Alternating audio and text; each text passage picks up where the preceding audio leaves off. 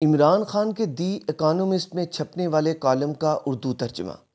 इमरान खान लिखते हैं कि इस वक्त पाकिस्तान में निगरान हुकूमतें हैं जो गैर आइनी हैं, क्योंकि सूबाई और वफाकी दोनों सतह पर 90 दिन में इलेक्शन ना होने की वजह से वो अपनी आइनी मुद्दत से तजावुज़ कर चुकी हैं।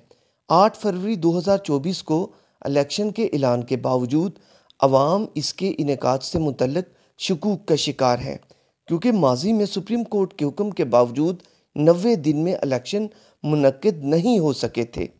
अपनी मुतसब हरकतों की वजह से इलेक्शन कमीशन का किरदार दागदार हो चुका है।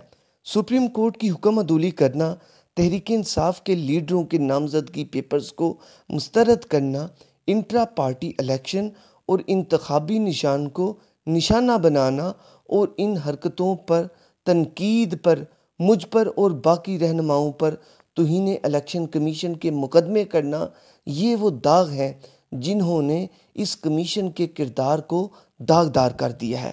मार्च 2022 के अदम एतमाद के वोट से लेकर अब तक के हालात ने वाज़ेह कर दिया है कि एस्टेब्लिशमेंट और ब्यूरोक्रेसी तहरीक इंसाफ को लेवल प्लेइंग फील्ड देने को तैयार नहीं।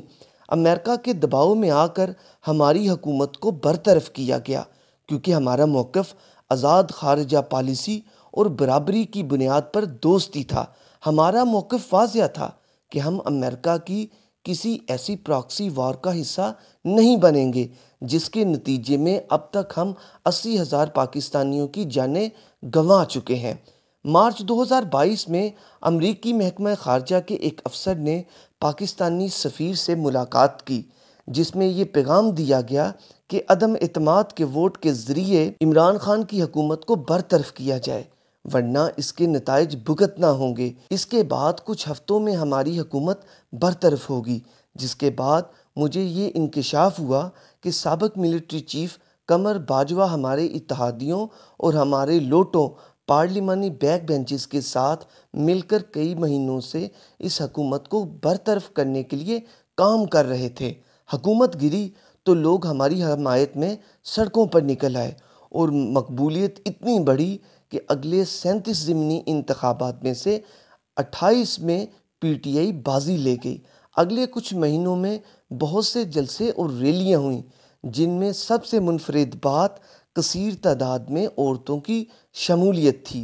पीडीएम की जो मखलूत हुकूमत बनी, इसके दौरे हुकूमत में मुल्क में महंगाई में शदीद इजाफा और करेंसी में गिरावट देखने को मिली। इसके बरक्स हमारी हुकूमत ने न सिर्फ मुल्क को दिवालिया होने से बचाया, बल्कि कोरोना की वबा के दौरान भी बेहतरीन हिकमत अमली की वजह से आलमी सतह पर पजीराई पाई थी।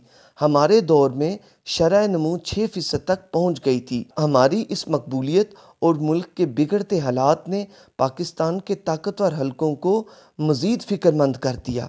इन सब के बावजूद एस्टेब्लिशमेंट ये फ़ैसला कर चुकी थी कि मुझे कभी दोबारा इक़्तिदार में नहीं आने देगी।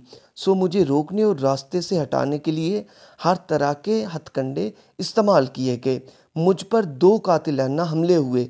मेरी पार्टी के रहनुमाओं, वर्कर्स, सोशल मीडिया एक्टिविस्ट और सहाफ़ियों को अगवा किया गया और तशद्दुद, दबाव, गिरफ्तारी दर गिरफ्तारी के ज़रिए ये प्रेशर डाला गया कि वो तहरीक इंसाफ की सपोर्ट छोड़ दें और इस तशद्दुद और फस्तायत से तहरीक इंसाफ की औरतों को भी ना बख्शा गया। मुझ पर इस वक्त भी 200 से ज़ायद मुकदमे दायर हैं और मुझ पर साइफर केस में ट्रायल बंद कमरे में हो रहा है, जहां ओपन ट्रायल का हक भी नहीं दिया जा रहा।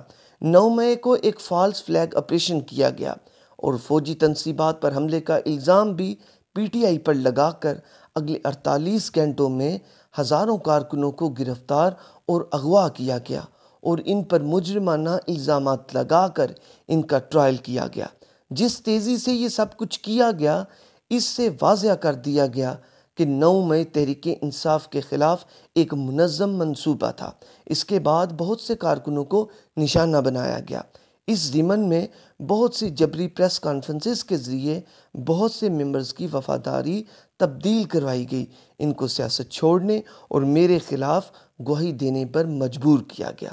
इस सब के बावजूद आज भी तहरीक इंसाफ अवाम में सबसे ज़्यादा मकबूल जमायत है, जिसका सबूत पेटन कोलिशन का वो हालिया सर्वे है जिसमें 66% हमायत मेरे साथ है।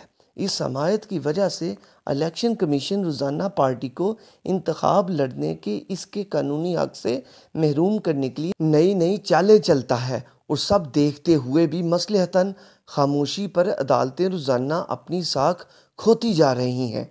इसी दौरान करप्शन के इल्ज़ाम में सुप्रीम कोर्ट से सज़ा याफ्ता मुजरम और इश्तहारी करार दिए जाने वाले नवाज शरीफ मुल्क में वापस आ चुके हैं, जो मेरे ख्याल में एक डील के तहत लंदन से आए हैं, जिसके मुताबिक इनके सब केस मौफ हो जाएंगे और इस्टेब्लिशमेंट इनको मुंतखब करवाने के लिए जान लगाएगी। लेकिन हकीकत यह है कि इस मुल्क के अवाम इस सिलेक्टेड को मुस्तरद कर चुके हैं। आज मुल्क में बाकी जमातों को तो कैंपेन और जलसे जुलूसों की मुकम्मल इजाज़त है, लेकिन हमारी जमात को रोका जा रहा है। मैं गद्दारी के मुज़हका खेज़ मुकदमे में कैद हूँ, और हमारे कुछ रहनुमा जो अगर आज़ाद हैं भी तो भी इनको एक कन्वेंशन तक करने की इजाज़त भी नहीं। ये सब जो मैंने ऊपर लिखा, इन हालात में 8 फरवरी के इंतखाबात कैसे आज़ादाना हो सकते हैं। ऐसे में इलेक्शन हो भी गए तो वो एक मजाक बन जाएंगे, जिससे मुल्क में मज़ीद सियासी अदम इस्तेहकाम आ जाएगा, जो पहले से मौजूद मुआशी अदम इस्तेहकाम को बदतर करेगा। अगर आज हमें आगे बढ़ना है तो इसका वाहिद हल आज़ाद और शिफाफ इलेक्शन का इनेकाद है, जो मुल्क में सियासी इस्तेहकाम और कानून की पासदारी को यकीनी बनाएगा।